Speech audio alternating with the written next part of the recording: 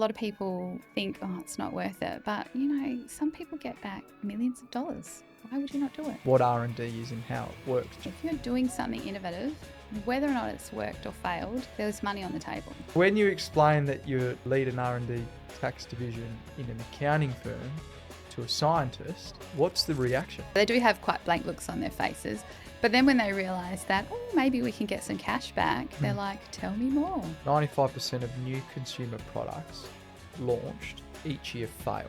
So much documentation I have to gather, but once you know what to do and how to do it, it should be really simple. So how does AI fit into R&D? It's a very grey area. Yes. This episode is powered by SEER Financial Group. Seriously good accountants, delivering outcomes that keep people in business. Visit seerfg.au today. Good morning, good evening, good day, good wherever you are. Welcome back to It's All About the Grey podcast. I've been able to grab Tanya through her busy schedule here today in the local studio in West Perth at SEER Financial Group.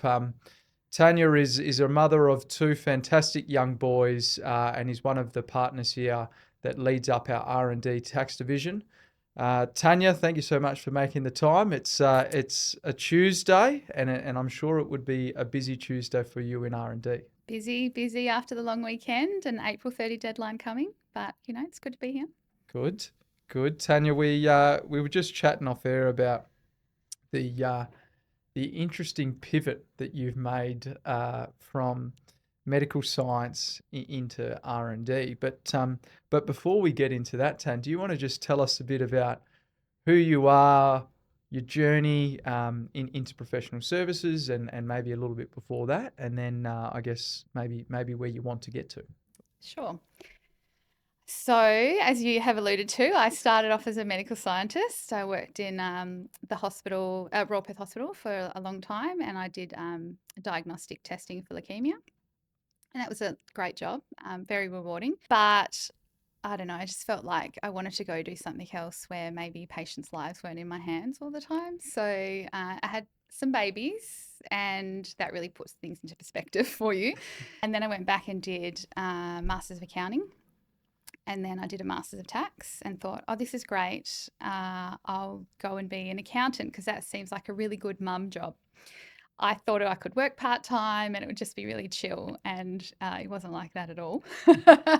My mum said to me, why the hell would you go into accounting? It's not anything related to science. But I disagree because I think that accounting and tax are very analytical, very like science. And so I could see that they went well together.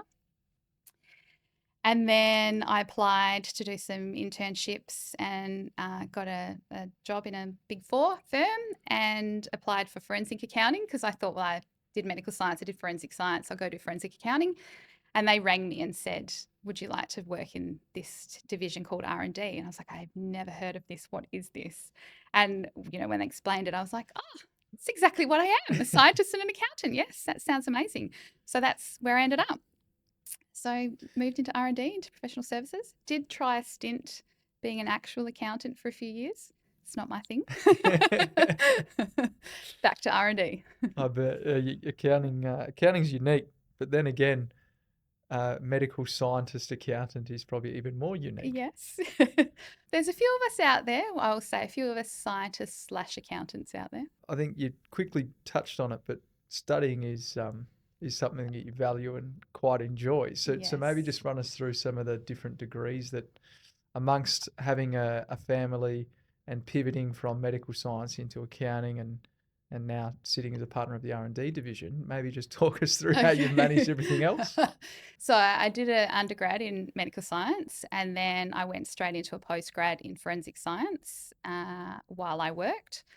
And then when I had kids and they were little, I went back to uni and did a Masters of Accounting and then started a job in accounting. And then I did a Masters of Tax because I thought tax is fun. And then I really enjoyed that so much. Now I'm doing my JD. So I do love to study. It keeps me out of trouble. I also think that you can't have too much education. You could never have too much knowledge, and I have a real thirst for knowledge, and just love it. And I think education opens doors. I tend to agree. I think it's critical, particularly as the industry evolves and particularly in R&D innovation. You really need to be ahead of the curve, right? Yes, always. So do you think it's weird, Tan, that you pivoted from medical science into R&D tax, or it makes more sense than people probably think? Oh, I think it definitely makes more sense than people think. The benefit of it is I understand science, the scientific method, and that makes the basis for the R&D tax incentive. And I think it's easier to speak to scientists about R&D when you understand their language, because it is another language. Science, tax, accounting, they're all different languages, engineering, computer. So I think being able to understand what my clients are going through and the language that they speak definitely helps. Yeah, particularly if you're trying to explain how the R&D tax offset can or could be claimed in their field. I think Yes. that makes a big difference. Yes, yes. Tax is difficult to explain at the best of times. Yes, correct. Let alone trying to explain it and apply it Yeah, to their field. yeah. So when you explain that you lead an R&D tax division in an accounting firm to a scientist, what's the reaction? So they usually think I'm an accountant, Okay. and they also are like, well, how does that work? How does accounting going to help us? So they do have quite blank looks on their faces. But then when they realize that, oh, maybe we can get some cash back, they're like, tell me more. So So talking to that, when you say that we might get some cash back, for those that don't understand what R&D is and how it works, do you want to just give us a quick overview of what is R&D, how you could be eligible as a business, Yeah. and potentially where people probably have an unknown understanding of where the opportunities lie. Yeah, sure. So the R&D tax incentive is a Commonwealth incentive. It provides offsets for eligible companies doing research and development activities in Australia. And if you are less than 20 mil turnover or aggregated turnover and in losses, you can get cash back. So 18.5 cents above your corporate tax rate, cash back to fund your next amount of research. If you're over 20 mil turnover, then it's still offsets. You carry forward your offsets and you offset tax liabilities. So it's win-win for everybody. A lot of people think, oh, it's not worth it. But, some people get back millions of dollars. Why would you not do it? But even 50 grand for a startup is the next year's money, working capital. So yeah, I couldn't agree more. Like it's probably often overlooked and often probably misunderstood, right? yeah, The opportunity it presents, because being an accountant, I look at it. Yes, $50,000 is fantastic, but more so to generate cash free or a cash flow of $50,000, you might need to generate X amount of revenue or profitability, right? So it really makes a huge difference. it does. And if you think about it, it's so circular. You get your 50 grand back, you reinvest it into your R&D, and then you do the claim again, you get money back, you reinvest it again. It's like compound interest. Yeah, it really is. It really is. But for some odd reason, many businesses overlook it, right? I think a lot of businesses overlook it because they don't have the time, they don't know about it, or they think you have to have a successful product to be able to claim R&D, and you don't. You can have failures, and it's those failures, those messy headaches where the real innovation is, because it's not working for a reason. And with the failures though, Tan, it'd be interesting to understand. So just because you failed, that doesn't necessarily mean it's not eligible for R&D the next year. Is that right? Yeah, or even in that year. So what I would say is, I mean, depending on why it's failed, but if you've got a hypothesis, you've tested it, you've done your experiment and it fails, and now you use that failure to re-inform your hypothesis and pivot or change whatever your dependent or independent variables that you need to change to make it successful, that is your experiment. And so that failure informs, hopefully, the next success. Because I've done some research before, and I found that less than 30% of eligible businesses actually claim the R&D tax offset. So there is probably, well, the statistics say that there is definitely many businesses out there that are doing R&D that aren't claiming for it, which really is millions and millions of dollars. Yeah. Yeah. So why do you think so many founders miss this? Like what just... I think probably number one, they probably don't even know it exists. Right, So okay. it's an education piece. Secondly, founders are so busy running their business day to day that they are like, I just don't have time to do one more thing. And is it worth doing? Is it worth me putting all this time and effort into claiming something back that maybe is potentially uncertain? Maybe I might have to pay it back. Maybe it's not worth the return. Then you probably have a subset of people that are so conservative, they don't want to claim, because what if in 4 years they get audited and they have to pay it back, and therefore it's just safer to just not claim. So I think it's probably a bit of a mix of that, time and effort. And yeah, but if you set up right from the start, you have good governance, it does make it much easier. So for a SME that's probably sitting in that category or sitting on the fence, what would you say that could change their mind? I would say just look at the guidelines and have a chat to one of our team and say, what is it that you're doing and how much have you spent? Because I bet you've spent more than you think. And I bet you have more eligible activities than you think you do, because you're looking at one small section. We look at the big picture. And so it probably is worthwhile having a chat and claiming if you think that there's something there. If you're doing something innovative, whether or not it's worked or failed, there's money on the table. Yeah, and again, coming back to it, because of the way our businesses are evolving, you have to innovate. You do. Otherwise, you're a renovator. And if you're a renovator, then you're probably not going to have a business at some point, or at least in the long term, that business model will struggle as compared to peers. So innovation is critical, right? And you're now suggesting, Tan, that there is an opportunity to receive a tax credit for your innovation. Correct. Right. Yeah. So hopefully if there's any listeners out there that find themselves in this category, Tanya would be best suited. So Tan, again, for listeners that are uneducated, what's the process? How does it actually work? Do you go and meet with them and sit down and have a chat, or you just go, yes, here you are eligible, no, you are not? What's the process? No, we would definitely sit down and have a chat. I like to have a minimum of an hour to really talk about, what your business is doing and where you're innovating or what you're developing, or really what your headaches are. Because I think if you can articulate what your headache is, that's probably what your experiment is, because it's not working. And then we'd have a chat about, okay, well, does it meet the criteria in the legislation for R&D, which is different from R&D in general? And then if it does, let's have a look at how much money you've spent, or how much money you think you've spent, and if there's more on the table that we can find you, and put together an application.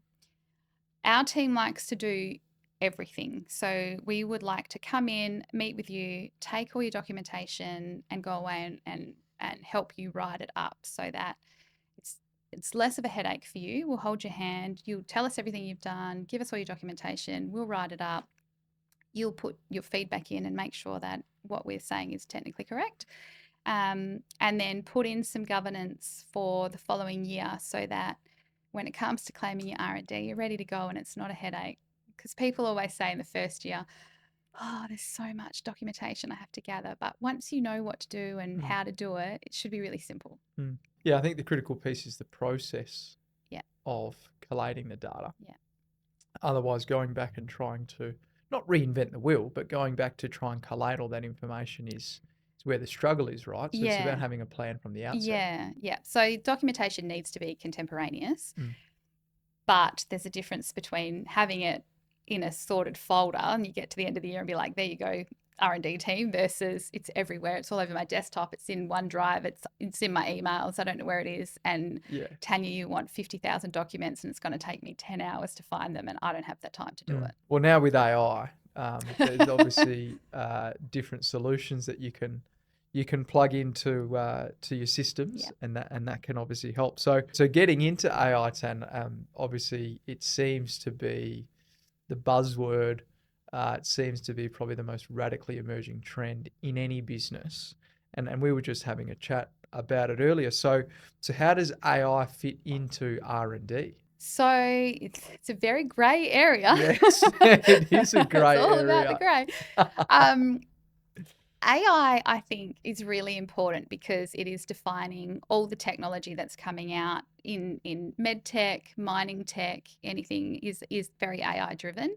Where you need to be careful is if there's machine learning involved, is it the machine that's learning or is it you that's teaching it? Is it your knowledge gap that you are trying to find an answer for and it's your algorithm, or is the machine just learning itself, in which case that would not be R&D? Because I think it's amazing that a machine can go learn itself, but that's not really R&D. So provided that you can articulate an experiment, which I know also sounds hard for software clients, and you think about year 10 science.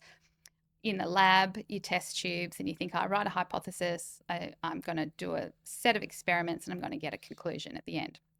Very easy to see. In computer land, it's ones and zeros. You push a button, something happens in the background, and then it spits out a display, and you think, okay, well, what was the experiment? So for AI, I say definitely it's something you should look at, but you need to be able to articulate to the regulator, what were you testing and why was it so hard? And how could a competent professional, so that is a competent AI professional, not know it would work at the outset? So if you can answer that question, then it's definitely something you should look at. So how could a competent non-AI professional or competent AI professional? So competent professional in whatever field you're in. So if you're doing something in AI, then your competent professional is some sort of software developer / AI genius. Okay. If they know how to do it off the top of their head, then it's probably not R&D. Understood. If they are like, the concept should work, but I actually don't know how to do it, and there's an experiment, clearly defined experiment, then that's where our R&D is. Okay. So if you were to come up with this theory and present it to someone, they go, oh yeah, we can do that. Yeah. As compared to presenting something and then going, oh, I'm not too sure if that's going to work. Yeah. That's where the hidden gems are. Yeah. Okay. Yeah. Well, that's important. Yeah. Because you'll find that most business owners are probably always tinkering in that space. So there's clearly an opportunity of R&D there. It's funny you say that because a lot of our engineering clients, engineers are problem solvers, right? And I'd say this goes for software developers as well. Their job is to solve problems. So when you say to them, oh, there's R&D in this, they're like, nah, I'm just doing my job. Just doing my job and solving a problem. And I'm like, okay, well, tell me about all the headaches that this project has caused you. And then they'll be like, oh, then they can talk for an hour about this failed and this failed and this failed, and I couldn't get this to work. And I'm like, see, you're not just doing your job. So that's where you can demonstrate R&D. Yeah. Is that right? Yeah. Okay. Provided from the outset, they have said, this is what we want to make. We don't know how we're going to get there. These are the steps we're going to follow. This is kind of like our experiment. This is what we're going to observe. And from that, we're going to come up with some conclusions. And then that will inform the next stage of the project. Then that's something that is definitely worth looking at. So, Tan, probably jumping back to R&D living in the grey, because obviously it's not clearly defined, right? And unless someone like yourself is, an expert in the area, you probably as a business owner can't assess whether or not it fits in or doesn't. And for business owners that know about R&D, they often say, oh, it definitely fits in, which is 100% R&D. Yeah. And then the ones that don't know about it, that now do, are now probably going to say the same thing. They want it to be R&D because they want to be eligible for the offset. But sometimes, obviously, the juice isn't worth the squeeze, right? So how do you then, because there's no guarantee in R&D. Correct. How do you then convince a business owner that it is a good bet and it's a good return and you should be reinvesting, particularly when you don't know whether or not it'll receive the green light? We would say if something is clearly not R&D to us, well, we would recommend that you don't claim it, because what is the point of claiming something you have to pay back with penalties? It's not worth it. Not worth it. So we would really want to know, what is it you're trying to achieve? What documentation do you have? Because that's really important. If you don't have documentation, it doesn't matter how good your R&D is, you'll just get thrown out. So that's the main thing you need. Besides having your hypothesis and your experiment, documentation. You need timesheets, you need documentation of your experiment, results, what are you testing, what are you tweaking? And that doesn't need to be a thesis, and it doesn't need to be even in all the same format. It can be emails or tickets or Slack chats, but it has to be detailed enough that you can get something from it. I also say to business owners, there's a difference between technical uncertainty and commercial uncertainty. And just because you're not sure something will be bought by the market doesn't make it technically uncertain. So it needs to be, will this product be able to be made, rather than will this product be able to be sold or purchased? Because commercial uncertainty doesn't matter in the eyes of R&D, only technical uncertainty does. So that, I think, is a big hurdle for business owners, because they're like, I've invested all my time and money in this, and I'm not sure that there's a market for it, or I'm not sure where we're going to sell it. And well, that's not R&D. Right. And that is a big hurdle, I think. So it it's needs a different to be, way of thinking. So it needs, sorry to cut you off, so it needs to be commercialized. Is that right? It doesn't need to be commercialized, but there needs to be a technical risk that the product that you or service that you're trying to develop won't work technically, not commercially. Once you get to commercialization stage, then your R&D would fall away, because now we're commercializing a product and we're going to sell it to market. So by that stage, you probably you might have a little bit of R&D left in there, but probably not a lot like you would in the early phases of R&D. So it needs to be technically uncertain that this, whatever you're working on, won't work. Yep. Okay, or will work, depends the uncertainty, right? So, so you need to come in and obviously convince a business owner that it's a good bet. Yep. When it's uncertain. That'd be quite difficult, no? Sometimes. Yeah. Sometimes, but I think when business owners are putting their heart and soul into things, which is often the case, they are already immensely proud of what they're doing. And if you can show them where these activities might align with the legislation, then they are more comfortable to be like, okay, well, yes, I would like to get some benefit for my hard work into this project, and we have spent a lot, and we do want to commercialize it, or it can be something from some sort of mining technique right down to making the new latest drug. Like during COVID, like drug development was amazingly rife, and it's amazing. So I think some are easier sells. Medtech, biotech, life sciences seem to be like an easier sell to people, to be like, oh yeah, well, that's clearly R&D. Obviously, there's a lot of bits that aren't. I think when it comes down to engineering, mining, and software development, that's probably the harder sell. Harder in the fact that sometimes it's harder to articulate what the technical uncertainty is. But once you can get down to that and they have an aha moment, they're like, okay, it's worth doing. Got it. Yeah.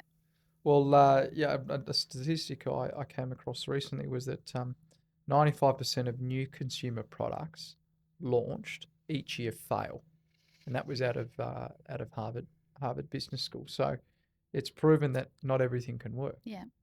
And hence, obviously, where this R&D aspect exists is that there is a technical uncertainty, and it may go to market, but it may not work. Yeah, and obviously the government want it to work, which is why they've got this incentive. They want our economy to be booming, and they want all our IP to sit in Australia. I mean, it's good for our nation. So the more that we can invest in R&D as a country and as a company, the better the outcomes will be. It is sad to think that 95% fail, but for those that don't, I mean, Correct. it's great. It's game changing, right? Game changing. And it becomes something that is useful for everyone.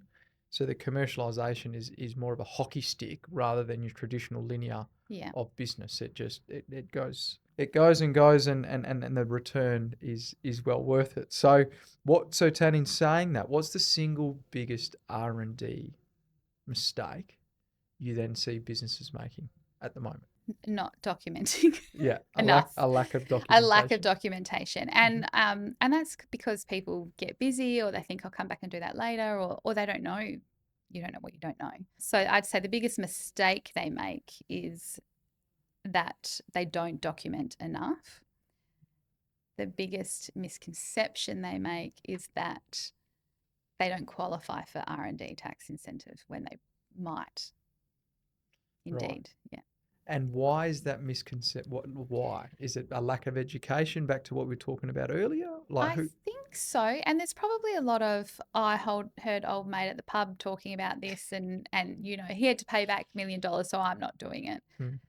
Well, that very well might be the case, but his project is very different to your project, and might not have had any documentation, and you might have stacks of documentation. So I think there's nothing, you can't go past a chat just to see what it is and where it's going. And maybe it's not R&D for this year, but maybe it is for next year. And maybe we put some governance in place now so that for the next financial year, you're ready to go and you have a solid, defensible claim. Yeah, I think, again, having the right advisors or experts that can guide you through that process is invaluable. Yeah. So Tan, talking to that, and obviously you in your role, in a leadership role, and women in the workplace, it's still, a stigma still exists around the professional service industry. And I've found recently that only 31% of R&D employees globally are women, which is probably an improvement, I think, of recent. But you're leading an R&D team here in SEER that is an all-female team. Yes. Run us through that, how that came to be, and what your day-to-day looks like, because I think that's quite powerful. Yeah. Look, it wasn't by design necessarily.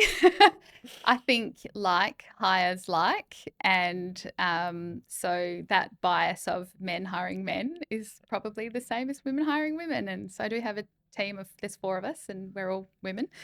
And it's great. I think we work well together. We, I think, maybe think outside the box a little differently, and I think it works well. A couple of them are super organised and really attention to detail, and then me, I'm kind of a bit out there, pie in the sky type, It works well. It is disappointing to think that only 31% globally are women, but I would like to think that number is increasing, especially with the increase for the drive for women in STEM. So I think if we can get more women into STEM subjects, then there should be more women in R&D globally. And I'd like to see that 50-50. It's probably getting that pivot right from, being in the background or field that you were in, and how we can get that pathway into R&D tax, right? I feel like that would be quite challenging. Or you think it's a pretty clear pathway? Well, I didn't know it was a pathway that existed. Correct. So I would say no, it's not. Well, for example, one of our team members only joined R&D because a friend of a friend introduced us. She's like, I'm a midwife. I don't know if this is what I want to do anymore. I don't know what I want to do. Can we have a catch up and have a chat? And then I told her all about R&D, and she's like, oh, that's where I want to be. So she applied for a role and got a job. So I think it's probably not well known, and it's probably more well known to engineers potentially than other science disciplines.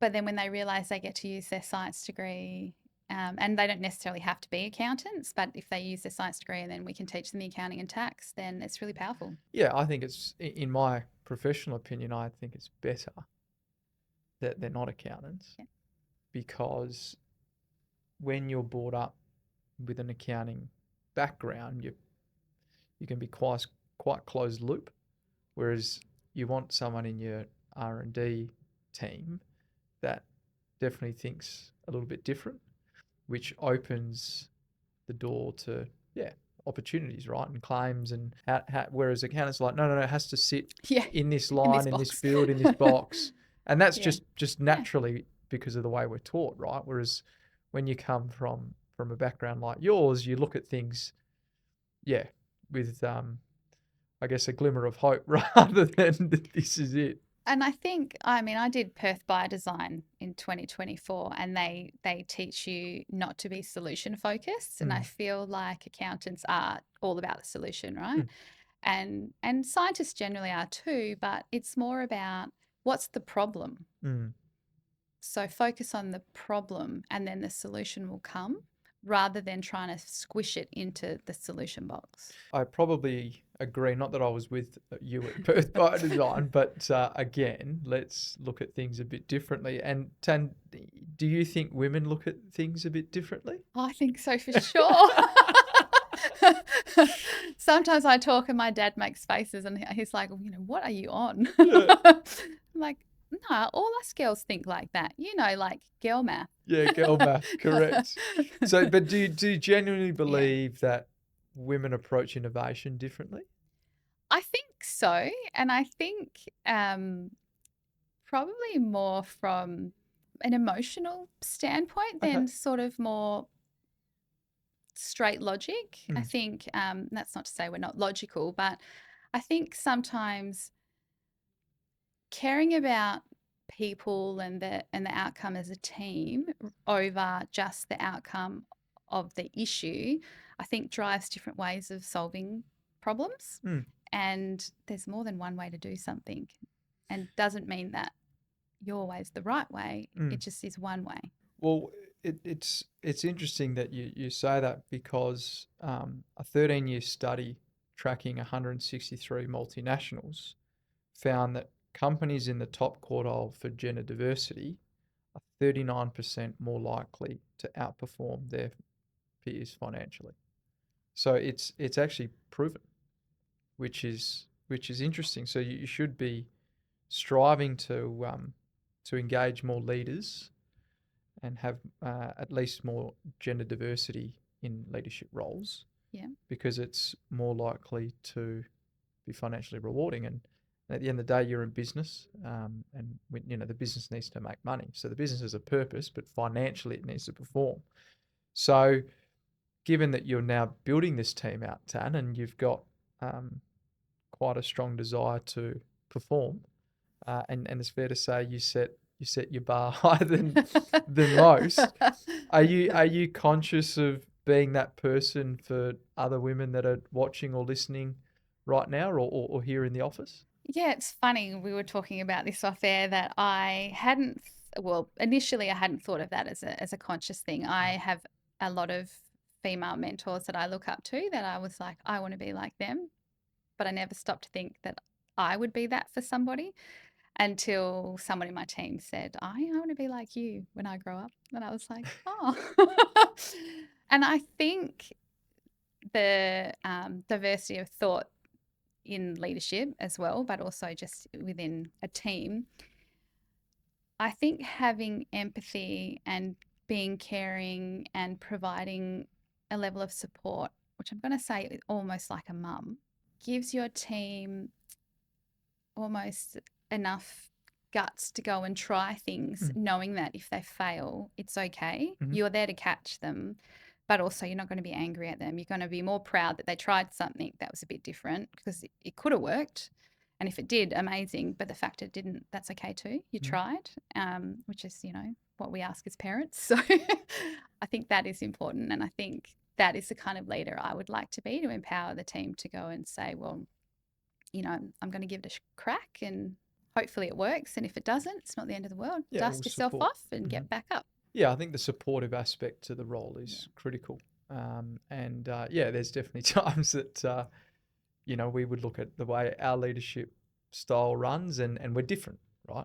And it's good to be different. It is. Because it at least makes me more aware of how your leadership style benefits your team.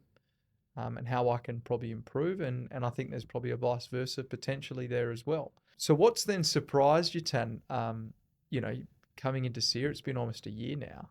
What surprised you most about building the R&D function inside an already established accounting firm? Now, obviously, you've come from other accounting firms, but those R&D divisions were really already established. How about here at SEER? How have you found that process? And not being SEER specific, but more to provide context for someone that's considering setting up a division. Not going to lie, it's hard. It's a hard slog. It's a rewarding slog, but it's a hard slog. And sometimes it feels quite defeating, but the highs are super high. And the lows are not as low when you're part of a team. And so I think coming into an established firm, I thought might be difficult because, I'm just like this bolt on at the side and how's that going to fit in? But it wasn't like that at all. It was kind of like welcoming arms, come in and now we're one. Seeing the team, your team, like the wider team, get excited about, there's this new service line, maybe we can help, and everyone feels like they're part of the drive. And then, for me to be able to say, guys, has anyone got any clients that we can talk to? They're willing. They're willing to do that, which I wasn't sure would be like that in a established firm. Typically where I've come from, people are really like they hold tight to their clients and they don't want to let go and they don't want to let anyone in there. So coming into a firm where it's not like that, it's very refreshing. Letting go of control is, I didn't realize I was a bit of a control freak until I was here. And then I just had to let go of things and be like, okay, well, we're a team now. And so I can't do everything, which I thought I could, but I can't. That's been a massive learning curve to be like, okay, well, I just have to let go and let someone else do it. And it gets done. Surprise, right? Well, yeah, it's definitely a journey, isn't it? Building a team, building a base. Yes. Delivering. A lot to learn. Performing. Yeah. It's challenging, but there's, I think it's important that it's not sugarcoated. I think the listeners need to know, and I think other people need to know that it's not made to be easy. No. It's so rewarding when it's working, and when things are not working like you want them to work or you think they could work or as quickly as you want them to work, because I am impatient. I want everything to work today. And it doesn't always. And being kind to yourself is really hard, I think, as a leader. You put all these expectations on yourself that you have to be the best all the time for everyone. And you know what? It's okay to say, I really stuffed up this month, but, next month things are going to get better. I also found another big thing that I learned coming here, and I know we discussed this when I first came, was brand, and feeling like sometimes people might only have used my services because of the brand that was behind me, forgetting that I had my own brand. And that was scary because I was like, well, what if I fail, then it's me failing, It's my brand. My brand's shit. So, that's scary and rewarding at the same time, because when you do make the wins, you're like, yeah, I did that. Not the brand behind me. No, you're right. You have to back yourself in, right? You know that we're a big believer in backing each other in, and it's because R&D by nature obviously means most things don't work, or at least they don't work now, right? Correct. So how do you then build a team and a business around effectively clients that are doing things that might not work? Yeah, and then year on year, it's not consistent work like an accounting book. It's project based. So you might win a massive client and you think this is great, and then they'll do 2 years of R&D and then that's it. And then you're like, okay, well, I've lost that fee, so I need to hustle and go find some more. So every year you're kind of starting from zero. Which, it's challenging. It's challenging. It's got its ups, it's got its downs. So speaking of ideas or things that haven't quite worked, it'd be interesting to hear about an R&D story of yours where something completely just flopped. Like, it was, what are we doing here? Why have I done this? Do you want to share it? Just one story. One story. I think you've got one about an R&D subject or topic. So this was me as a scientist. Okay. I put my hand up to develop a new method when I worked at the hospital. So for testing a new method for testing a different type of leukemia.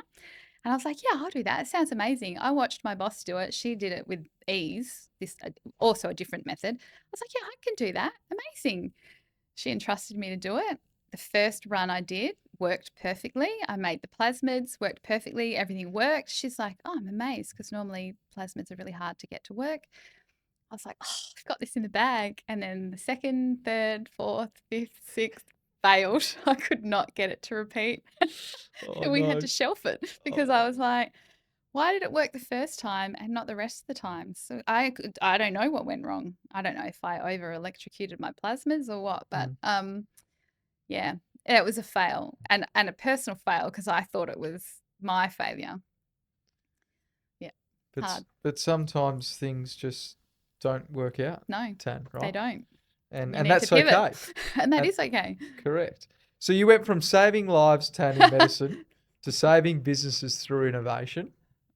Which one keeps you up at night more and why? Saving businesses.